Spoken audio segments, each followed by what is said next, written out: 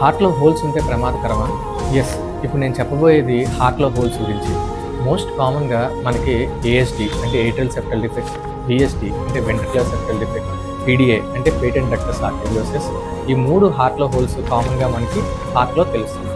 రీసెంట్‌గా మనం ఒక 30 ఏళ్ల అమ్మాయికి హార్ట్‌లో ఏఎస్‌డి ఉంటే దాన్ని బటన్ ద్వారా క్లోజ్ చేశాం.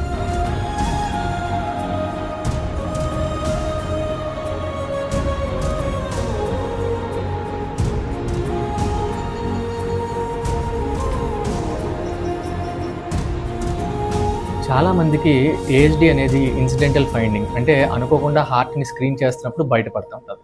బట్ కొంతమందికి ఇది ఉండడం వల్ల గుండె దడగా ఉండడం, బాగా ఆయాసం రావడం, ఈజీ ఫ్యాటిగబిలిటీ అంటే చిన్న పని చేసినా బాగా నీరసంగా అనిపించడం లాంటివి ఉండొచ్చు. ఏఎస్‌డిని మనం లాంగ్ టర్మ్‌లో ఇగ్నోర్ చేస్తే గుండె దడ ప్రాబ్లమ్స్ రావడం, హార్ట్ ఎన్లార్జ్ అయిపోవడం, లంగ్స్‌లో మనకి ప్రెషర్ అంటే పల్మనరీ ప్రెషర్ పెరిగిపోవడం లాంటివి అయ్యే అవకాశాలు ఉంటాయి.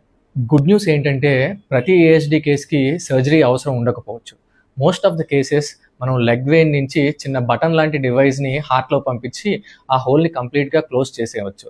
So there will be minimal cuts and faster recovery. హార్ట్‌లో హోల్ అంటే చాలామంది భయపడతారు. కానీ ఏఎస్‌డిని మనం త్వరగా డిటెక్ట్ చేస్తే ట్రీట్మెంట్ చేయడం చాలా ఈజీ. సో మీకు గాని